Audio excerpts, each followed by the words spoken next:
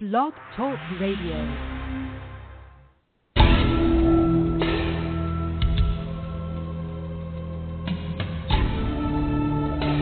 You are now listening to True Murder, the most shocking killers in true crime history, and the authors that have written about them. Gacy, Bundy, Dahmer, The Night Stalker, BTK. Every week, another fascinating author talking about the most shocking and infamous killers in true crime history. True Murder, with your host, journalist and author, Dan Zupansky.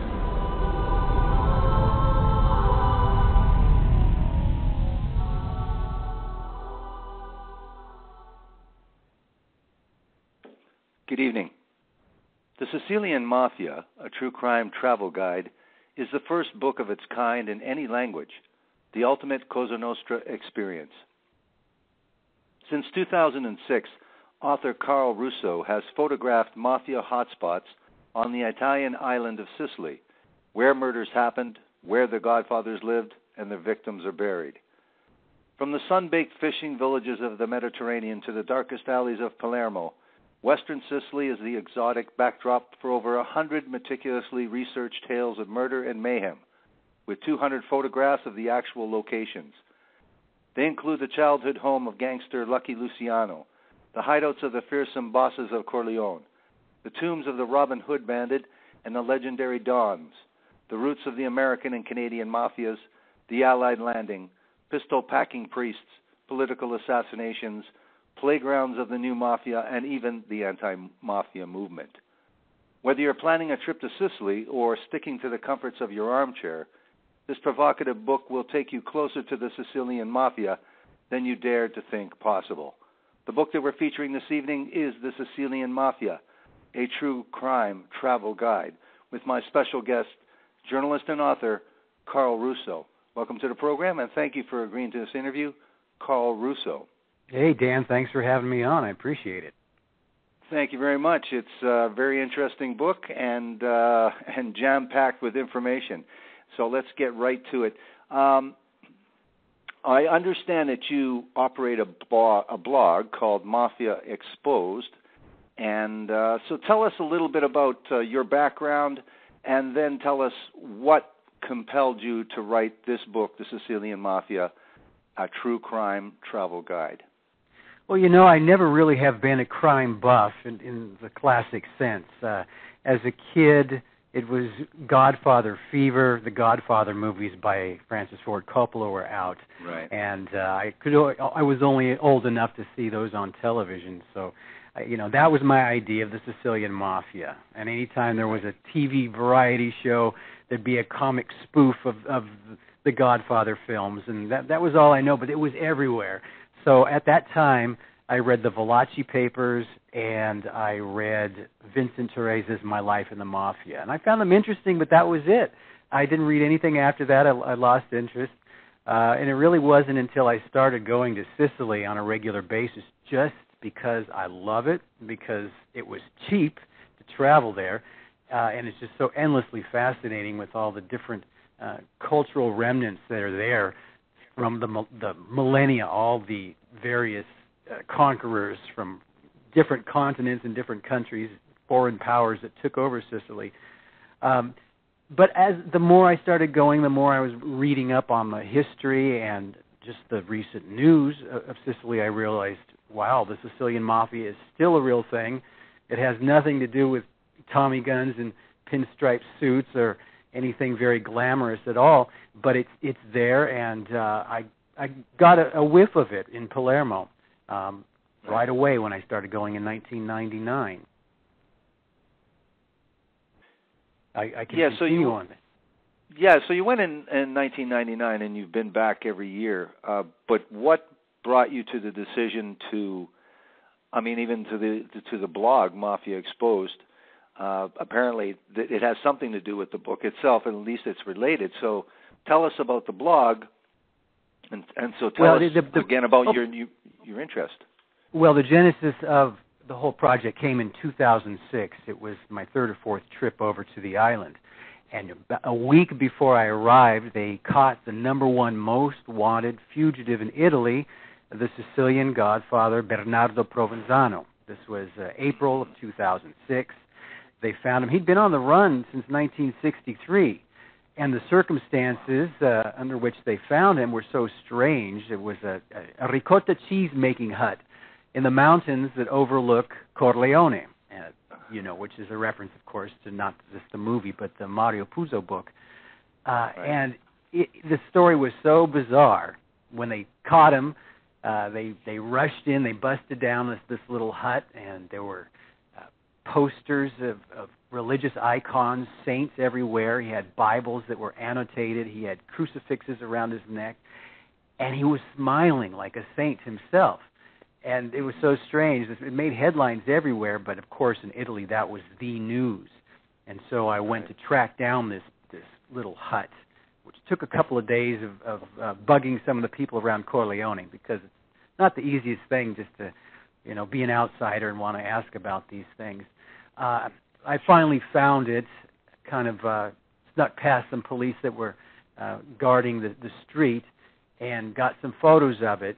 And also on this trip, while I was there, I had been reading about the famous bandit Salvatore Giuliano. He was gunned down 60 years ago, but the circumstances were so strange there, too. It's one of the great mafia mysteries. Banditry has a long history in Sicily, but this was the famous Robin Hood bandit who had worked with the mafia and was possibly killed by the mafia. And I wanted to see the location where he had been gunned down, at least one of the police stories, the original police story, how he was gunned down, or perhaps he was gunned down or killed elsewhere and his body was laid out for journalists to come and photograph it. It was all such a strange mess to try and even get to the bottom of what happened with him, but I wanted to go and see the location, because it was Salvatore Giuliano was also a film that was made by a great filmmaker, Francesco Rosi, who actually shot in the locations and used some of the people that had died in a massacre that Giuliano had fomented.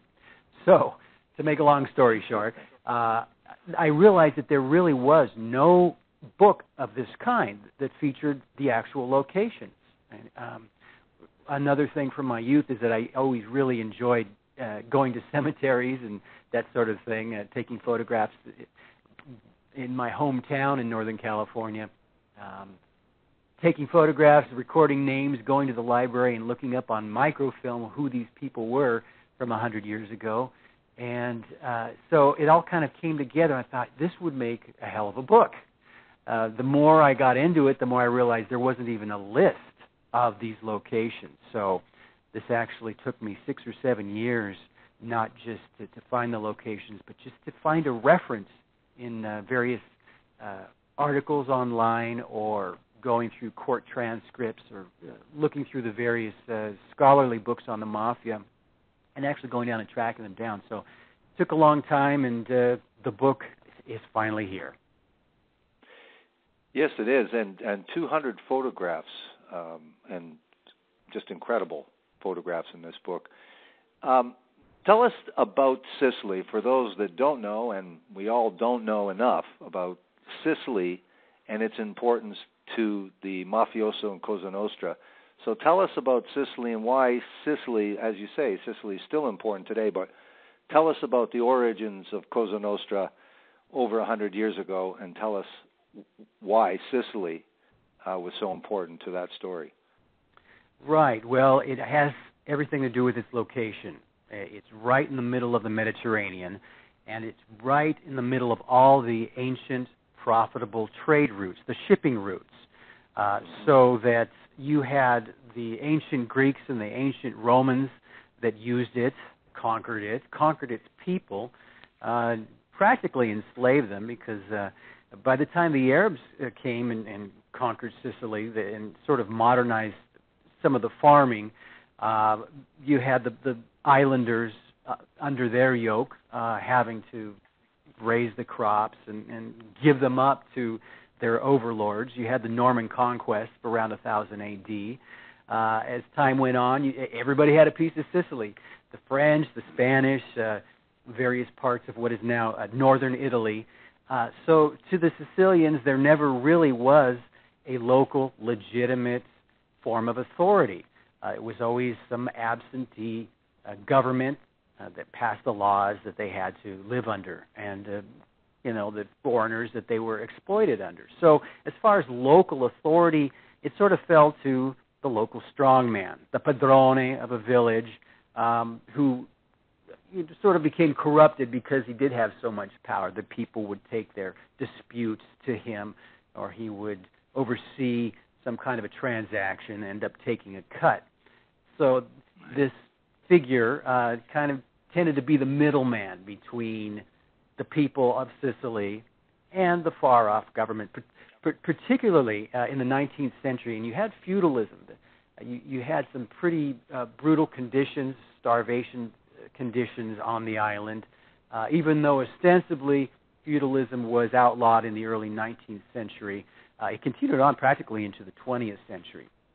But you had a guy that would be sort of the overlord of the farms, the estates, for the absentee landlords. It would be, well, they called him the gabellotto. He would be on horseback, generally, always had a shotgun, keep the peasants in line, and had a propensity for violence. And pretty soon he actually got powerful enough that he was able to kind of steal away or intimidate the landlords into giving up their lands to him, or through violence as well. Meanwhile, in the prisons, and not just in Sicily, but also around the Naples area of southern mainland Italy, you had an incredible recruiting ground there, because you had mafia bosses that may have been imprisoned for some various crime, thrown in the same dungeon with cutthroats and various rip-off artists, and so they were actually able to sort of put together a local clan, so when they got out, they had quite enforcement on the streets for their own benefit. Right. So it really does sound like the mafia already when you talk about they wrangled the land from the landlord himself. That sounds very much like the way the equation works once organized crime's involved in your business. Right. Now, of course, the general definition of the mafia has to do with the protection racket, which is what makes them different from other kinds of criminals. Right. Famous scholar Diego Gambetta says that it is the defining trait of a mafia group is that they actually have protection rackets, essentially extortion. That's been, from the beginning, the framework over which they enrich themselves and control the local people right to this day. And unfortunately, Sicily still is a place where the majority of the merchants have to cough up cash to the local family, crime family, the local boss. They'll send around an esattore, that's a tax collector, generally once a month, and they have to, cough up several hundreds of euros, or, depending on how profitable the business is. But we're talking not just shopkeepers, but car dealerships, and hotels and restaurants and gas stations. It's still a problem. And when the police, the government has actually done great cracking down on this, but there's always another guy that wants to move in and become the boss and take over the racket. They're always arresting would-be racketeers, extortioners. Right now, fortunately, over the last decade or 15 years, you have a pretty strong and growing anti-mafia movement. So now you do have the merchants standing up to these threats. There's a great group, and I recommend them in the introduction to my book, a group called Addio Pizzo. Addio Pizzo means goodbye to the pizzo, the pizzo being the payment that these various merchants have to give to the crime family. So there's a list online of the merchants, about 1,000 of them, that have sworn not to participate and give up any more money to the extortioners. That's a big part of my push for this book. It's not just for the true crime fan that wants to read about bloody murders, but it's also it has an anti-Mafia tone because a lot of the figures that I profile in the book over the last 100 years stood up to the Mafia at a time when nobody was standing up to the Mafia. Guys, generally dirt poor peasants that decided to rally them and take over some of the farms that were promised them by promised by the government. There were some laws that would have given unworked land, barren lands that were still controlled by the Mafia, to those farmers that wanted to work it. So every village, it seems, in the interior of Sicily has a favorite son who was assassinated by the Mafia. I will generally go into these villages, find the house, or at least find the tomb or the monument, photograph that. And that's sort of my little contribution to this incredible island, which I love so much. Now tell us about the criteria for picking the stories and the corresponding photos that go along in your book. So the material that you included in your book, what was your criteria for picking it in the first place? Well, first of all, I had to find a location on which to hang the story. And that was always a challenge, especially because you just don't go around and ask questions about it. I actually kept this, I did this all without GPS either. At home, online, I would find an old archival newspaper article and print out the little photograph of, let's say, a building. Let's say it was the home of a certain boss, but there was no information about it, no address. So I would, on these little cards in this little 2-ring binder, I'd Scotch tape them in and write down as much information about the location. Maybe a piazza was mentioned. But a lot of times I would have to go and take this photo and drive around in a rental car up and down these little winding alleys or match it up to the mountains in the background. In some cases, it took 2 or 3 trips before I found particular locations. Others I never found. So unless I could put it in the form of a tour guide, which this book really is, it's kind of laid out in car tours, then, some things I had to give up. Another challenge was putting them together because I'm writing about 200 different personalities here on both sides of the law, and putting them all into some kind of a narrative strain. The two pressures were always geography versus narrative and how to put it all together that way. So I guess my main criteria was geography first, tour guide, travel guide first, and narrative second, because a lot of these figures crisscross time and space. They had something to do in Palermo, the capital city, but they came from the interior and they were connected to somebody on the other side of the island.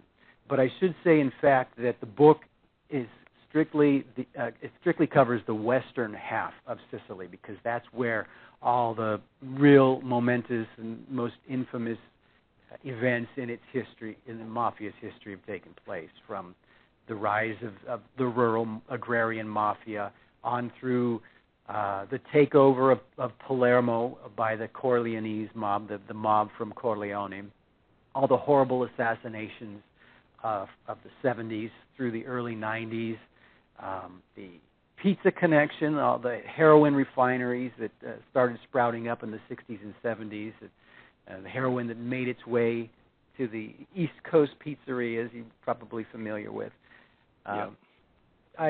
To go back to, you asked a question about my blog. Before I knew for sure that this was going to be a book, in 2010 I started blogging and putting a lot of these photographs online in hopes of forming it into something, but also trying to get some publicity for it. So there are a lot of things that didn't make the book that are on the blog, mafiaexposed.com. So there's my little plug. There you go. Good for you. Sorry. So now we have through your research and through this narrative that you're telling this story, it is quite unique to have this perspective conveyed in terms of your position, which is anti-Mafia. So that's quite unique. In writing this book, in gathering any of these stories, was there any resistance? Was there any criticism? Did you have any interesting encounters, close encounters, we'll say, with somebody that was not so happy that you're doing this? Well, generally when you show up, and it really doesn't matter whether it's a big city like Palermo or a little hilltop village, because in the interior you just have these tiny little beautiful villages on top of a hill and this vast plains in between. You always stick out. They know when you're not from there, and there's, I think, just a natural curiosity because these are some really small towns. And also, you have to realize that unemployment being so high, joining a mafia gang is not irresistible, but I mean, it's very easy for a poor young kid to just want to join up. So wherever you go, there are just young guys hanging out and watching. And I definitely don't want to characterize the Sicilians as being all mafia, because it's a very, very small percentage that have anything to do directly with the mafia, aside from being shaken down by it. In fact, the Sicilians are very wonderful and warm people, but they do kind of keep to themselves. But no matter who they are, all eyes are on you. So walking around with a camera, with a zoom lens and that kind of thing, it's difficult. What I would often do, particularly if it's a heavily mob-infested neighborhood, I will wait till Sunday morning when everyone's still asleep or whether they're going to church. Generally, that's the only time when you can find the streets completely empty. So that's when I'll get my shot. It's real tough. I also had a real tiny camera, my girlfriend's camera, in fact, for drive-bys, which would be like trying to get a picture of the prison, which you're not supposed to do, and a couple of hideouts that were sort of set up along streets that had tall walls and were really maze-like. And it was really stressful. A couple of times I hopped out of the car and left the car running. My knees were actually shaking as I took the pictures of one mafia boss's house. Hopped back in the car and took off. So, yeah, it was you didn't get his permission? Tough all the way around. There was nothing easy about this project. Yeah, you did extensive research. It's amazing. Like you say, going back 2 or 3 times just to be able to locate a certain place that you wanted for this book. So that's very interesting. Tell us about Sicily's and the Cosa Nostra's importance to the Mafia in terms of its importance in the world. Well, the Sicilian Mafia pretty much introduced, for instance, America and a lot of Europe to heroin. Some of the old godfathers would say, they'd have nothing to do with junk. They wouldn't touch wouldn't touch heroin. But in fact, the Mafia has always been just rolling in heroin products, even as early as the 1930s. You had Joseph Bonanno was kind of a pioneer, and you had heroin starting to come from the French, some of the Corsican refineries. But the Sicilians, their great innovation, which really caused a wave of heroin dependency, junkie culture, for instance, in New York, sprang up in the 1950s, really as a direct result of the Sicilian Mafia. When Lucky Luciano was, who is Sicilian, was busted and imprisoned and for prostitution. When they exported him, they kicked him out and they sent him back to Italy, and that's when he actually got the original Sicilian Mafia interested in heroin. He had a big summit, a mafia convention, as it were, in downtown Palermo, where he got together all the godfathers, and he brought a coterie of his own Italian-American gangsters along with him, and sort of got them going on importing Asian heroin, refining it in northwestern Sicily. You had a lot of refineries that were set up and among the orchards, the orange orchards and so forth, and then shipping it across the Atlantic. You had a lot of the big names in the pizza connection. Gaetano Badalamenti, who comes from a tiny little village outside of Palermo, but he was a real instrumental in sending across all of this heroin. The Gambino family of New York and some of the Montreal and Toronto godfathers who actually came over from southern Sicily themselves. It was a very profitable and world-changing crime. The FBI got involved ultimately, and even late in the 1980s, Rudolph Giuliani was pretty instrumental in working with the Italian government and breaking this up. But now, the Sicilian Mafia, as a result of all of the crackdown on both the U.S. and the Italian side, has lost control of the international drug scene. And it's some of the other Italian mafia groups from mainland Italy who have kind of taken over.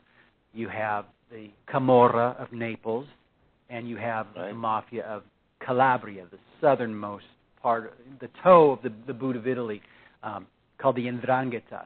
In fact, just a couple months ago, they had some big busts. They found a reverse pipeline going.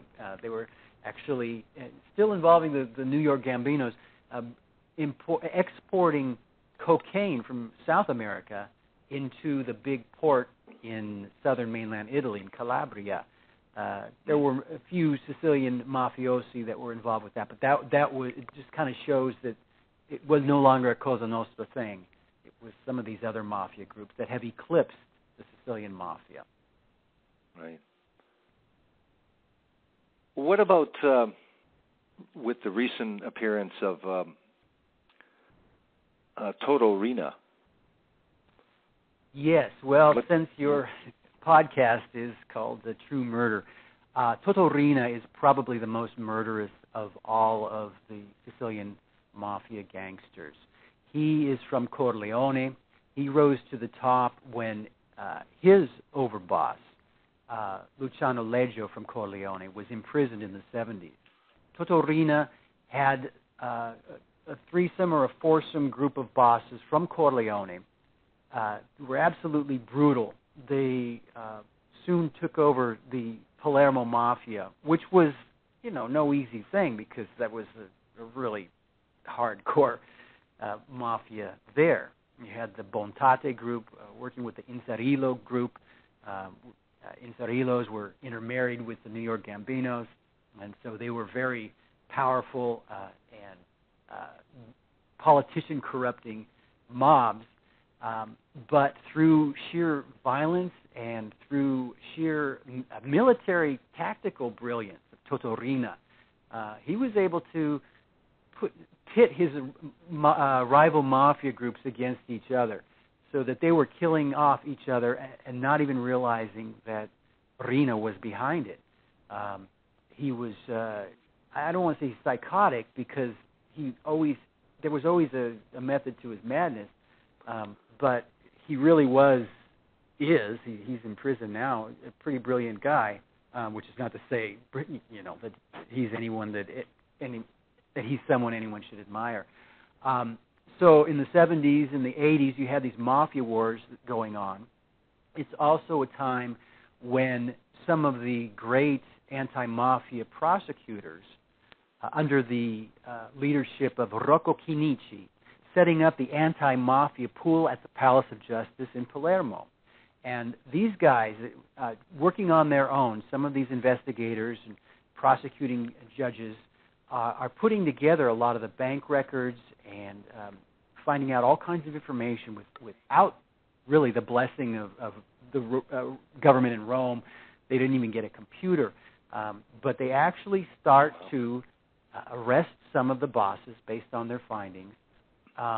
You had the famous Maxi trials of the 1980s, where they rounded up 400-plus mafia bosses. Maybe you've seen photographs of some of these trials where the bosses are in cages around this courtroom arena that was built underneath the old prison in Palermo. It's a big bomb-proof bunker. They put them on trial, convicted them, sentenced them, imprisoned them. This made Toto Riina, who was still a fugitive, so outraged that he just launched a war on the government.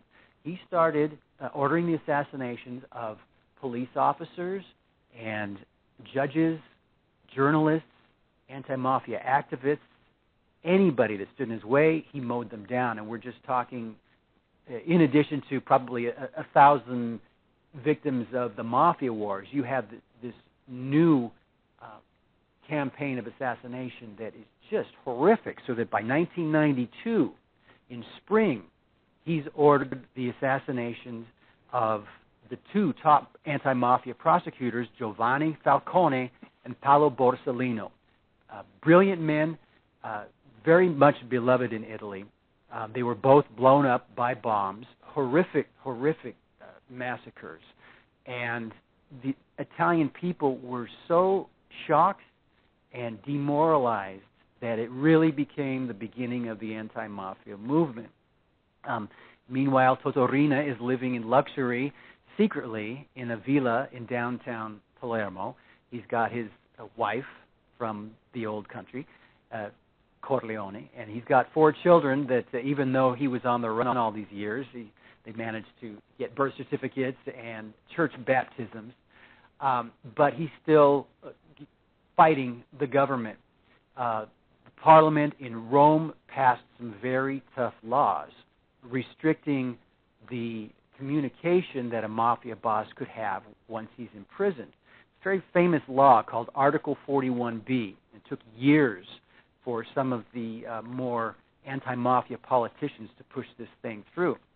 So this put the clamp on these mafia bosses that were imprisoned, so they can no longer conduct business as usual, which through visiting attorneys and visiting relatives. So Riina is still on the warpath, and this is around the time where a couple of police officers allegedly go into negotiation with the mafia. And if we want to continue on this subject, sure. This is something that's going on right now. As a series of trials that are taking place across Italy having to do with collusion between the mafia and the government, or part of the government, that would somehow get Toto Riina to cease his campaign of massacres. So, shall I continue, or do you have a different question? Yeah. No. Okay. If Silvio Berlusconi is involved, you mentioned that. Well, yeah, he certainly is. Simply because, let me take a break and just mention where Silvio Berlusconi, the 3-time Prime Minister of Italy, formerly, and his status right now.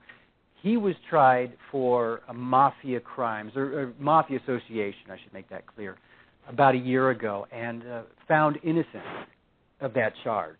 He was found guilty of tax fraud, for which he was sentenced to 4 years, which he has not seen any prison time, nor will he ever. He's just too powerful. He's Italy's richest man and still owns so much media. But right now he's fighting charges of abuse of office having to do with the bunga bunga parties and underage hookers and all that stuff. The news that makes it over to the States here. However, his very good friend, former senator in his political party, Marcello Dell'Utri, was found guilty of mafia association, was sentenced to 7 years in prison. Now, over there, if you get sentenced, it doesn't mean you're going to serve it. So he's appealing that, and he's free to roam right now. But what the court had found, based on testimony of various turncoats, former mafia members that have ratted out the former clan, this Marcello Dell'Utri, the ex-senator, set up a meeting way back in 1974 between Silvio Berlusconi and the top mafia drug kingpin Stefano Bontate. And the reason for this meeting was so that Berlusconi could shovel a whole bunch of cash to the mafia in exchange for protection as Berlusconi built up his construction empire at the time and then later his media empire. So you have these real tainted politicians right now.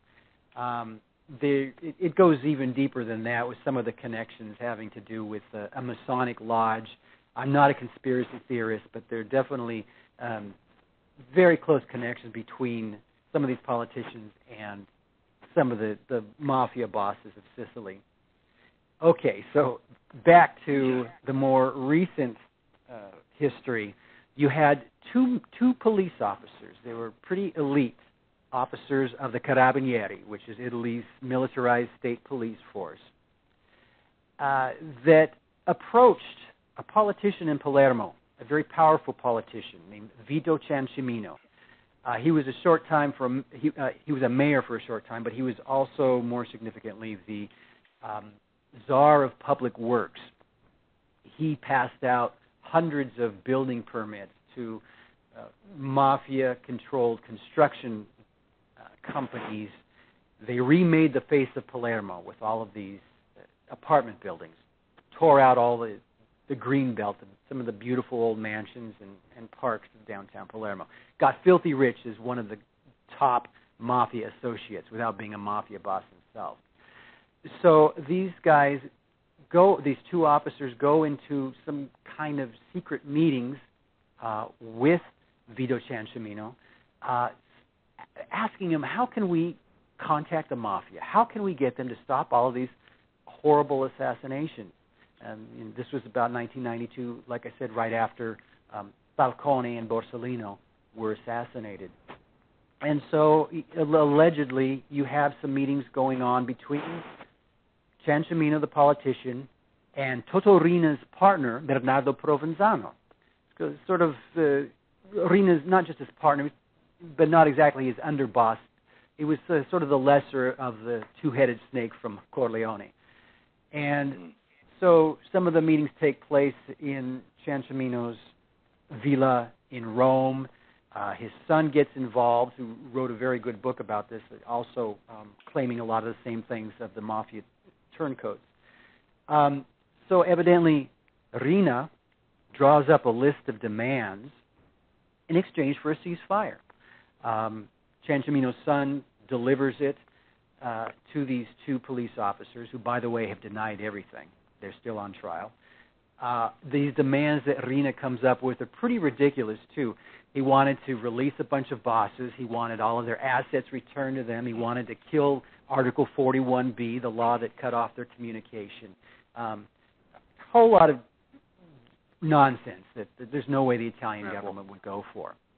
No. You, at this time, also have Riina beginning to think that this is not going to happen. This deal is going to fall through. And so by a year later, 1993, he starts ordering bombs to be blown up in mainland Italy. So you had some of the other up-and-coming bosses who are still powerful today, such as Matteo Messina Denaro, who's now the number one most wanted fugitive, planting bombs in some of the landmarks on mainland Italy, in Rome, Florence, Milan. They're blowing up sections of churches and art galleries, just sort of as a way to move this thing along. It's only been fairly recently that this idea that some kind of secret pact was being attempted in secret, that the court, trying to keep it all straight here because it's so labyrinthine, but at any rate, there's so many trials going on right now having to do with this. They call it la trattativa, or the deal, that we're not sure where it's going to go, because you have so many various players, mafiosi, saying various things. Meanwhile, Toto Riina, who's been silent for like 24 years now behind bars, suddenly ending up on tape. There was I feel like I'm filibustering, so stop me, because I could go on and on about this. But this is very interesting because it shows us that Arena has not really changed at all.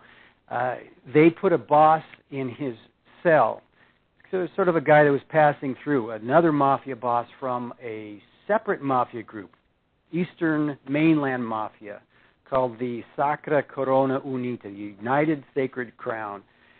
And for some reason, Arena spills his guts to this boss. And the investigators got it all on tape. And Arena's saying, we have to have like a new round of massacres, just like the good old days in Palermo. He started bragging about blowing up Rocco Canici, the original founder of the anti-Mafia pool in the 1980s. He says, we've got to make them dance the samba again. And he says, he starts calling them tuna fish, which I find kind of humorous because that tuna fish was always the old Mafia euphemism for victims, guys they wanted to kill, which harkens back to the ancient Sicilian practice of beating the hell out of tuna in the oceans. By the fishermen would stab them and beat them and bloody the waters. So at any rate, we know that Toto Riina has not reformed. He's still very interested in fighting the government his way, which is through assassination. And he's serving so many sentences now, so many life sentences, that he'll always be in prison. His partner, Bernardo Provenzano, who is failing in health, has some serious problems. His family's trying to get him out of prison based on humanitarian causes or humanitarian reasons because of his health. Right. A lot of times they'll release an older prisoner who's sick into house arrest, but because these guys had were such an abomination in Italy, it doesn't look like they'll ever get out of prison. So that's where these guys stand now. Mm-hmm. Now, in your book, you cover 150 years, and you include, like you say, revolutions and politics and wars and popes, and virtually you cover 150 years of important history. What I was going to say is that what did you find in terms of the how influential they were in terms of politics and the war and everything that involved in that 150 years of history? How important was the mafioso, the Cosa Nostra, to all those events? Well, in fact, one of the best ways that the mafia came up with to stay in power was to absolutely control local government and over the years work its way on up through straight into Parliament in Rome. It's very easy to corrupt a politician, as we all know. I'm speaking from San Francisco, where Senator Leland Yee is up to his teeth in corruption having to do with the local Chinatown scandal, and a guy by the name of Shrimp Boy Chow, if you're following any of the news about this. It's always been easy to corrupt a politician. But over there, the Christian Democrat Party was particularly corruptible because these were guys that they grew up with the mafia. The way you would corrupt a politician would be to finance them, basically. You could promise them the votes of your people. In fact, you can actually tell a politician that you can deliver pretty much a majority of the votes of the entire area in exchange for political favors, letting a boss get his hands on some of the development money that comes through. There was a lot of redevelopment money being sent to the South because it had always been quite a bit behind as the rest of Italy and Europe was modernized. So not only could a boss siphon off some of those funds coming in, but also be in charge of the hiring. Now, if you control the hiring on the building of a hospital or the building of a bridge, you pretty much own the town because everyone is beholden to you. In fact, that's why the number one fugitive I mentioned, Matteo Messina Denaro, to this day is still kind of considered a hero in his hometown. Sometimes reporters go in and they interview some of the locals there, and they kind of see him as a god because he gave them a job or gave their nephew a job in the supermarket through which he was laundering money and that sort of thing.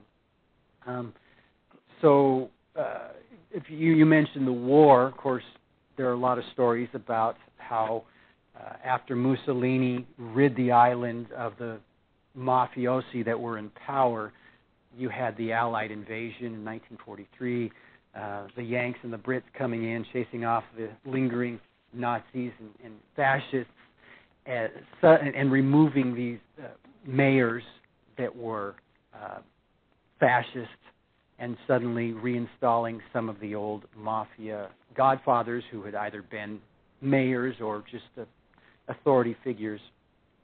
There were a lot of direct connections with the U.S. Army and some of the mafiosi. There was Colonel Charles Poletti, who was in charge of civil affairs, getting things back in order right after the war, or actually right after the defeat of fascism and Mussolini. He'd set up his headquarters in a hotel in downtown Palermo. His translator was Vito Genovese, the Italian-American gangster. Wow. And Poletti threw parties that were attended by mafia bosses. Genovese did great during the war. He took a lot of Sicilian wheat and sold it on the black market in Naples. So, yes, Uncle Sam did have a hand in bringing back the mafia after the war.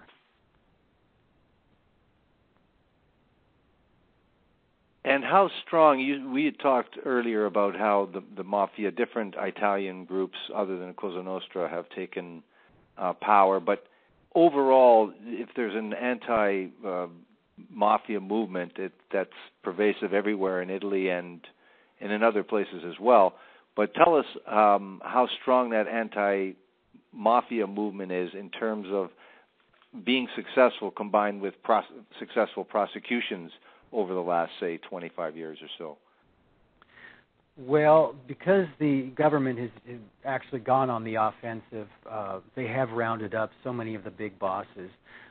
But they did that really at the behest of the people, because after those horrible assassinations of the 90s, you had Italians so fed up, they took to the streets. They marched. They hung sheets from their balconies with anti-mafia slogans. That was unprecedented. But they were just so angry, so frustrated, and felt that the government was either in cahoots with the mafia or totally impotent, that they just practically demanded it of the government. And so that's when you started finding that certain merchants or businessmen who stood up to the mafia suddenly finding support in the people, because for so long guys were killed because they refused to cooperate or give up some of their money to the mafia. There was a real sad case of a guy named Libero Grassi. I met his brother in Palermo, who still runs the same textile factory that Libero did. He just absolutely was adamant about not giving up anything to the local mafia. And of course, he was threatened. They're always threatened. But he was killed. There's a photograph of the spot in my book. Back then, these guys were isolated. You know, they knew that they were probably going to die for doing this, but they stood up anyway, just on principle. Now you have groups of citizens that will go and support a merchant. The top anti-mafia prosecutor right now, Nino Di Matteo, has been threatened. In fact, he's one of the names that Toto Riina was caught on tape saying that he wanted to assassinate, make him dance the samba. Well, you have what they're calling a civil escort or civil bodyguard. So in Palermo right now, in front of the Palace of Justice, you'll often see a line of people that are standing there with signs in support of Nino Di Matteo. In fact, the citizens are trying to, they're pushing for a bomb jammer to be given to him. And for some reason, there's some resistance higher up in the government. A bomb jammer is a Hummer-like vehicle. It's not a Hummer, but it looks like one, and it would actually just sort of render any remote controlled bomb inoperable. It would just jam it. That's often how some of these politicians have been assassinated in the past. So you really just find a lot of support. There is also resistance, too. You find that some of the tributes, some of the memorials, some of the statues that are commemorating anti-mafia figures being defaced. In fact, yesterday or the day before, Giovanni Falcone, the anti-mafia prosecutor assassinated in '92, whose marker is in the middle of the piazza where he grew up as a boy. He used to play soccer. Somebody tagged it, spray painted all over it. It makes me so angry. Little things like that, which it sounds like a small thing, but it makes all the headlines over there because it's really such a great insult to these guys. There's a soccer player, Fabrizio Micoli, who was caught on tape, or I forget the circumstances, but he was also dissing Giovanni Falcone, saying that he was fango, which is mud, but when you say fango, it's more like, S-H-I-T. He got kicked out of the Palermo soccer team, and he's still playing for a mainland team. But at any rate, it's a great insult over there to actually disrespect some of these guys and to even, make humorous comments about the mafia. There's I'm not sure how my book is going to go over there because so far it's been off the radar, but I think that with a title like The Sicilian Mafia, a true crime travel guide, it has the potential to be read as something exploitative or something, over there, they're quite upset about some of the mafia-themed pizzerias in Spain. There was something in Vienna that actually, it was a pizzeria that had menus, pizzas named, or sandwiches named after some of the mafia victims, but they did it in such a jokey way that it was really disrespectful. I haven't seen anything about Godfather pizza over there yet, but it's a very sensitive issue because not only are they very embarrassed by the mafia, but they just feel that the time is now just to put it behind them, get rid of the mafia and bring some sense of normalcy back to Italy and Sicily. That is an interesting, tide that has turned in terms of coming a long way to that kind of defiance, because you have to be extraordinarily courageous, like you say. You're taking your life in your own hands when you stand up to these people at all, and that's really amazing to me to hear people go to the streets and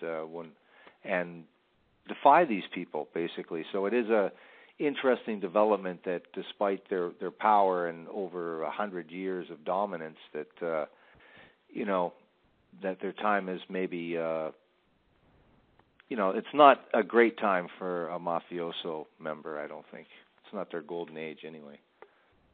No, but at the same time, because it's always been such a lingering presence in society over there, you do have opportunists that want to take over the racket, take over the neighborhood, and they keep trying. There may be 2 assassinations on average per week. Not per week, but per month that make the news, and oftentimes it's 2 guys on a scooter. They just come and blow them away right in broad daylight. This is generally in some of the seedier areas of Palermo and other cities. Very little have I spoken of tonight about how fantastic Sicily is to visit from a tourist standpoint, who really never sees any of this stuff because it is such a beautiful place. But there is that undercurrent, and it's going to take a while. It really will.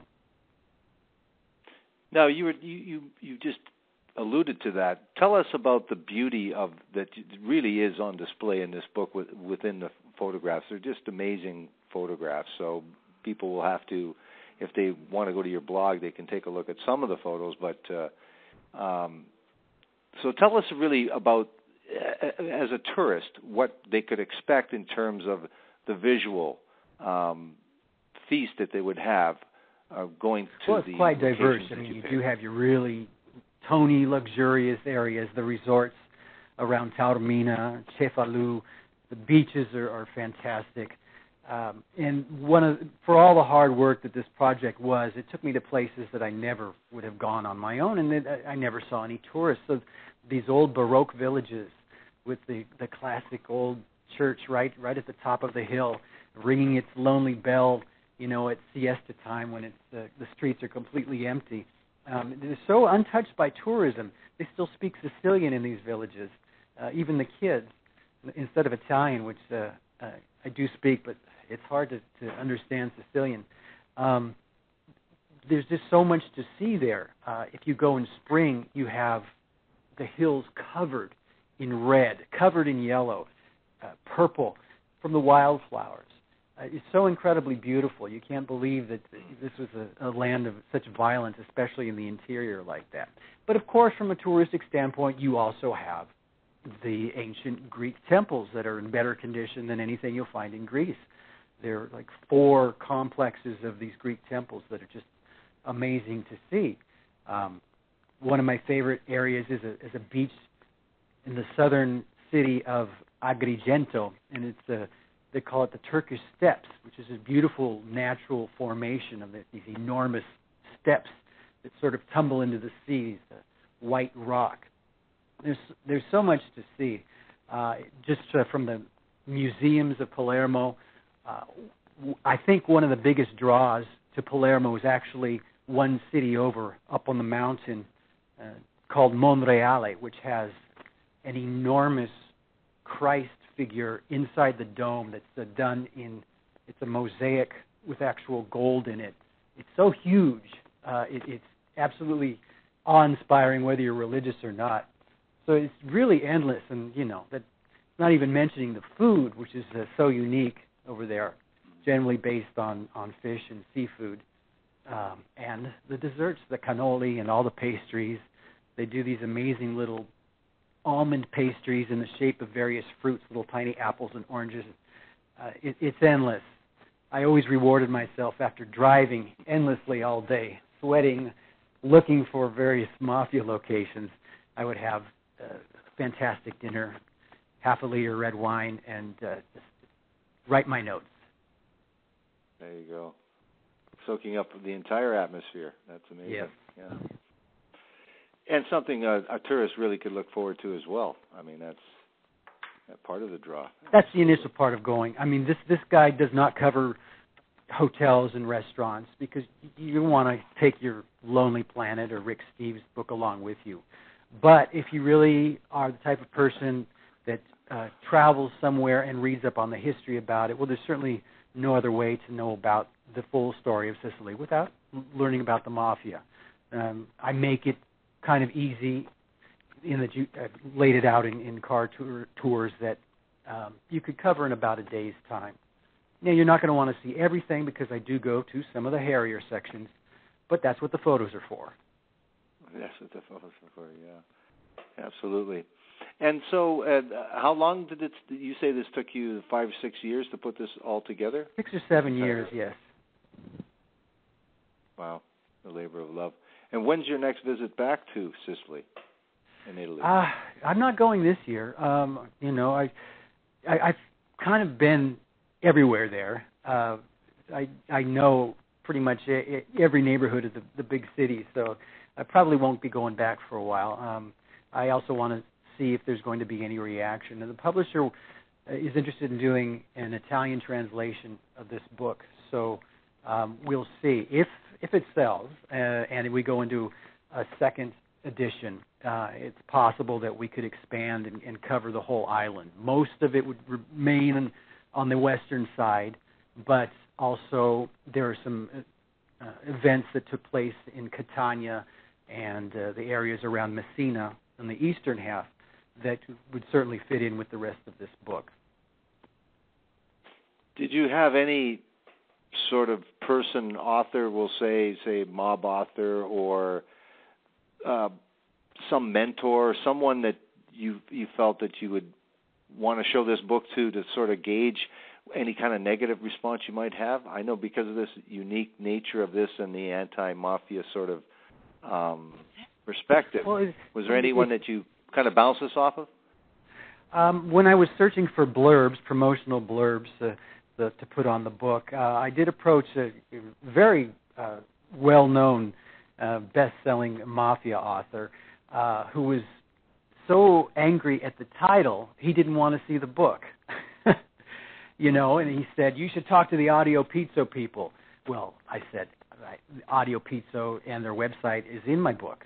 And he said, oh, okay, well, I'll take a look at it if I have time. I sent him a PDF file of it, which he never downloaded. I thought it was kind of funny because his book is, the words are blood-splattered red. It looks very exploitational, although it's a very good book, and it's actually in my bibliography. A very sweet author named Claire Longrig, who wrote Boss of Bosses, How Bernardo Provenzano Saved the Mafia, and a couple of other Mafia books. She liked it and gave me a blurb, and she had good things to say about it. So I don't know. I have not run it by any Italians yet, so we'll see. That's a different ball game, isn't it? I guess. It is. Yeah. Well, I wish you luck. I mean, I think it's handled as sensitively as you could possibly do, and I think like a lot of other people that are putting out dissimilar books to yours, but at least time doesn't heal, but it seems to be more forgivable given more time. Right.